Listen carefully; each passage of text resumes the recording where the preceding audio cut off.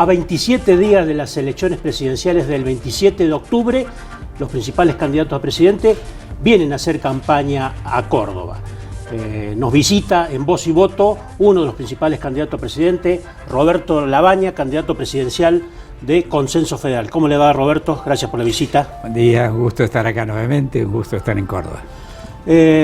Labaña, ¿cómo hace para esquivar la polarización que se ve entre los dos, el presidente de la Nación y Alberto Fernández? Bueno, esquivar es una palabra demasiado fuerte.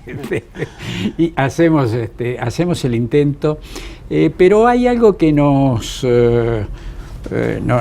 anima mucho, es ver cómo políticas que desde el mes de marzo de este año empezamos a señalar como necesarias para el país, tarde, mal en su aplicación y demás, pero el gobierno se va rindiendo a la evidencia de que su política económica y social era un fracaso, es un fracaso.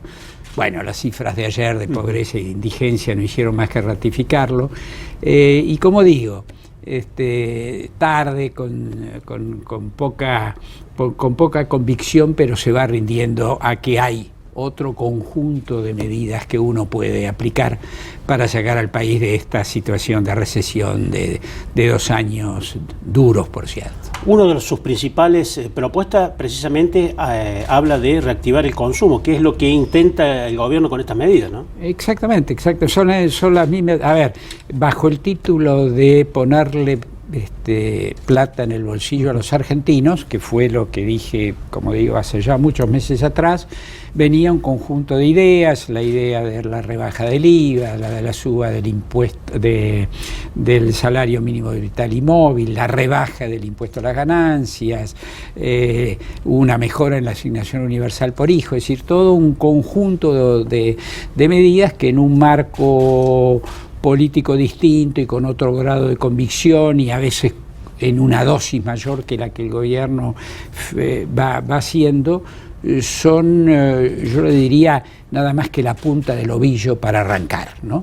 Después está todo lo que tiene que ver con la rebaja de impuestos a la inversión y a la ocupación de personal, que justamente hoy hay algún anuncio del gobierno de que estaría dispuesto a efectivamente bajar impuestos al trabajo como un mecanismo de mejorar la situación ocupacional. Y lo que ocurre del lado del gobierno, con otras palabras, también ocurre del lado, del otro lado de la polarización. Y digo, bueno, más allá de lo meramente electoral, que por supuesto tiene importancia y con la cual tenemos un compromiso muy claro, la democracia sirve para eso, ¿no? Para que no sea uno solo el que decide, sirve para lograr ir imponiendo ciertas ideas, ciertas políticas y demás, y creo que en eso hemos hecho punta desde el principio. La idea de conservar las reservas, por ejemplo, donde inútilmente durante un mes y pico se perdieron reservas hasta finalmente llegar a lo que era absolutamente inevitable, que era el Ahora, Labaña, estas medidas las toma un gobierno que está en campaña y que perdió una elección de las PASO por un resultado muy adverso. ¿Es sustentable el tiempo, teniendo en cuenta que el próximo gobierno, ya sea este o el que venga, va a recibir una situación fiscal complicada y además con compromisos externos complicados? ¿Se puede mantener esta política de poner plata en el bolsillo de la gente? Sí, a ver, fíjese usted de alguna manera el lavado de cerebro que hemos sufrido todos los argentinos, porque cada vez que uno habla de alguna de estas políticas, estas que ahora copian, pero que hace... Que incluso el gobierno decía eso. Sí, por eso, hace 3 meses atrás decía, bueno, no, la situación fiscal no lo permite. Nadie pregunta cuál es el impacto fiscal de subir las tasas de interés 10 puntos, como ha ocurrido hace 2 meses atrás, ¿no? Donde para evitar la fuga de divisas subieron arriba del 80% las tasas de interés. ¿Cómo es eso? Es decir, así que cuando uno habla de subir la asignación universal por hijo, no hay espacio fiscal. Pero cuando se trata de subir absurdamente una tasa de interés que destruye el nivel de actividad, por un lado, y por el otro lado tiene un costo fiscal enorme, nadie pregunta nada, ¿no? Digo, contra estas cosas hay que luchar, es decir, en el sentido de, bueno, hablemos en serio de todo. Si no hay espacio fiscal, no hay espacio para esta absurda política monetaria que el gobierno está siguiendo. Usted siempre habla de un plan económico, no medidas aisladas. Esa es su propuesta principal de campaña. Sí, claro, porque fíjese, yo le decía, algunas de estas medidas están apareciendo, uno puede hacer críticas a la forma de aplicarlas, pero la cosa no termina ahí. Viene todo lo que tiene que ver con la pequeña y mediana empresa y con la protección de la inversión y del empleo. Por ahora no se habla de rebaja en serio de impuestos a la pequeña y mediana empresa, que es inevitable. No se habla de cómo se recupera el capital de trabajo de las pymes, porque las pymes han sobrevivido, las que han sobrevivido mal en este periodo, y hoy tienen las máquinas paradas, que uno puede poner en funcionamiento rápidamente, pero perdieron el capital de trabajo, con lo cual uno debería estar ya pensando en cómo el conjunto de la banca ayuda a recuperar ese capital de trabajo para que esas máquinas que están paradas realmente puedan funcionar. Y como le decía recién hoy, valga la redundancia, se habla de una rebaja de los aportes patronales, que es otra de las propuestas centrales que nosotros tenemos, ¿no? Alberto Fernández, una de sus propuestas es un pacto social. ¿Usted también coincide que hay que lograr un pacto social? Sí, usted sabe que desde que lanzamos Consenso, primero fue Consenso 19, después con Juan Manuel Urtubey, Consenso Federal y demás, nosotros partimos de un punto, es la necesidad de un gobierno de unión nacional. Y esto, que muchos dicen que no se puede, sí se puede. En el 2002 se hizo un gobierno de unión nacional, gracias al presidente Alfonsín, al presidente Duhalde, a la Iglesia Católica, al resto de los credos, al empresariado, a los sindicatos. Cuando la situación tiene la gravedad que tiene hoy, la situación argentina, la salida requiere explícitamente, llámele un acuerdo económico y social, un gobierno de unión nacional, requiere mucho más que lo que el gobierno ha querido aceptar durante estos 4 años, y por eso llegamos donde estamos hoy, justamente. Bajar la inflación, ¿es fundamental el pacto o un acuerdo social para contener, por lo menos, comience a bajar la inflación? Exactamente, es fundamental para evitar las inercias inflacionarias, si no todo se va ajustando respecto de lo que ocurrió en el pasado. Ahora, ¿cómo convence a los empresarios que tienen que congelar sus precios y aumentar los salarios? Mire, para que tengan mayor poder hay que hablar con la verdad.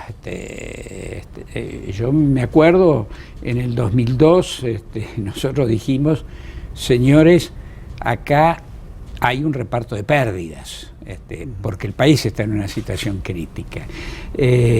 Lo que importa es que ese reparto de pérdidas se haga ordenadamente, se haga con equidad, para que no sean, como siempre, los que menos tienen, el pueblo, la clase media, los que tienen que pagar, y que esto tenga el sentido de poner al país de pie rápidamente, como para que la recuperación de la actividad económica justifique ese esfuerzo. Bueno, hoy con magnitudes distintas, porque la magnitud de la crisis no alcanza a la del derrumbe de la convertibilidad, es lo que hay que decir. Si nadie resigna nada, si todo el mundo cree que sentarse a la mesa del Pacto Económico y Social consiste, yo decía la vez pasada, en un arbolito de Navidad, donde cada cual va y cuelga lo que quiere, el acuerdo económico y social no sale. Mire, a nivel internacional hay ejemplos en este sentido, porque si no, por ahí la gente que puede creer que un pacto económico y social es fácil. Hay un ejemplo clásico, exitoso, que es el acuerdo de la Moncloa, el acuerdo de los españoles, pero al año siguiente hay un acuerdo fracasado, que es el de Italia, que le cuesta la vida a Aldo Moro, el primer ministro, y la desaparición prácticamente de la vida política de Enrico Berlinguer, que era el comunista menos comunista que había en Europa Occidental en aquel momento. De manera tal que, y fíjese, en Italia ganó el statu quo, no cambiar nada. Y Italia entró en un periodo de decadencia. Hoy la Italia de hoy no tiene ni remotamente la fuerza que tenía en aquel momento. Y España, en cambio, que salía de una situación de atraso relativo, ha cobrado una importancia. ¿Por qué? Porque arrancó con ese pacto económico-social. Labaña, con los índices de pobreza que se han conocido en las últimas horas, más del 35% de pobres, y es probable que aumente en este segundo semestre, seguramente.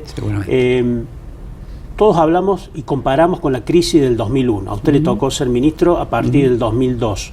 ¿Qué comparación hace? ¿Estamos peor que en aquel del 2001-2002 o esta situación es un poco más leve? Depende cómo uno lo ponga.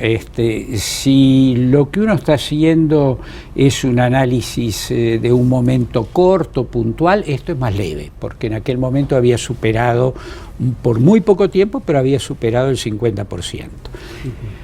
Pero eso es lo que hace la diferencia. Aquello fue un pico muy fuerte que se logró reabsorber de manera relativamente rápida. En 3 años se lograron crear más de 2 millones de puestos de trabajo. Esto es largo. ¿Usted cree que va a ser más difícil remontar? Esta es una crisis más estructural y está dejando un daño mayor que ese pico va a demorar más tiempo del 50%. No sé si más tiempo, si va a demorar más tiempo, pero ya hay cosas que se han perdido. Digo, los chicos que tuvieron hambre, dicho sea de paso, usted sabe, esa fue otra de las grandes propuestas que nosotros hicimos, que fue la emergencia alimentaria, que el gobierno hacía como el avestruz, hacía que no existía. Y en parte en la aplicación sigue haciendo todavía que no existe. A ver, los chicos que no comieron, los chicos que no fueron a la escuela, los chicos que no tuvieron leche, el consumo de leche bajó brutalmente estos años. ¿Quién toma la leche? Obviamente son fundamentalmente los chicos. Ese daño es un daño estructural mayor que un pico. No es lo mismo un pico de presión que hipertensión permanente. Estamos en hipertensión más que en un pico. Algunos dicen, luego del resultado de las PASO de agosto, como que Alberto Fernández, que es el que ha quedado más cerca de ser el próximo presidente, ya tiene un lugar asegurado en la segunda vuelta electoral y que entre Macri y usted pueden llegar a la segunda. ¿Coincide con ese análisis? ¿Tiene esa esperanza de poder llegar a una segunda vuelta electoral? Trabajamos para eso. ¿Pero hay chances? Y lo vamos a saber el día 27. El 27 nos van a contar, los ciudadanos nos van a contar qué piensan. Labaña mañana se reúne con el gobernador Schiaretti. Schiaretti nunca habló en público de las reuniones que tuvieron con usted el año pasado por el tema de Alternativa Federal o el peronismo federal. Pero algunos de los voceros del gobernador admitieron de que no había quedado bien la relación con usted porque habían tenido diferencias. Sí, claramente tuvimos diferencias, pero no es que la relación haya quedado mal, simplemente política de vuelta. Mire, cuando uno acepta las cosas de frente y con realidad, sin ocultar, la cosa es mejor. Yo nunca formé parte de Alternativa Federal, y nunca formé parte de Alternativa Federal porque no me gustaba el planteo que tenían. Básicamente, ¿cuál era el planteo? Básicamente porque veía que no tenían planteo, salvo utilizar Alternativa Federal para negociar posiciones. Algunos negociaron para un lado, otros negociaron para el otro. ¿Usted no le veía futuro a ese espacio? Y entonces así no se puede decir.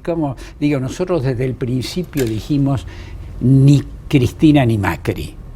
Eso fue al principio y sigue siendo hoy, con la adaptación, digamos, de que el candidato presidencial, en todo caso, está la fórmula junto con Cristina. Pero si eso no cambió y uno veía que algunos negociaban abiertamente con el sector del cristinismo y otros negociaban con el macrismo, ¿y cuál fue la realidad? ¿Quién tuvo razón? Pero tuvimos nosotros, porque se fueron, ¿verdad? Exactamente. Entonces la alternativa federal fue usada nada más que para negociar. Y en ese sentido, cuando intentaron, digamos, una incorporación plena, yo dije que no. ¿Y usted entiende la posición de Schiaretti, que aquí en Córdoba es un gobernador importante, de una provincia importante, que no tenga opción presidencial? Es la decisión de él. A mí a veces me preocupa un poco esta idea como que Córdoba, el gobernador de Córdoba tiene que negociar solo por Córdoba. La verdad que de esto no se sale, digo, cuando usted tiene el grado de estancamiento y de recesión que tiene, que ha tenido en los últimos años y que tiene en particular en estos últimos 2. No hay salida para una provincia en particular. O sea, ¿no cree eso en defender a Córdoba? No, es bueno defender a Córdoba, pero si se defiende el país, si el país no sale Córdoba tampoco, no sale nadie. Esa es una sutileza, si usted quiere. De diferencia con el gobernador. Sí, sutileza más que diferencia. Podemos decir que la única coincidencia que han tenido con el gobernador es que Cristina Fernández, él siempre dijo tampoco no iba a estar con Cristina Fernández con el gobierno. En eso han coincidido. En eso hemos coincidido. En la estrategia no. En eso hemos coincidido, pero no en la estrategia, no en la estrategia de salida. Había que ser, me parece, más claro en tomar distancia del gobierno nacional. Uno entiende que los gobernadores en general tienen alguna necesidad extra de convivir con el gobierno nacional y en ese sentido hay que comprenderlos, pero hasta cierto grado nada más. Muy bien, Roberto Labaña, candidato presidencial de Consenso Federal, muchísimas gracias por la visita. Gracias a ustedes por la Muy invitación. Amable.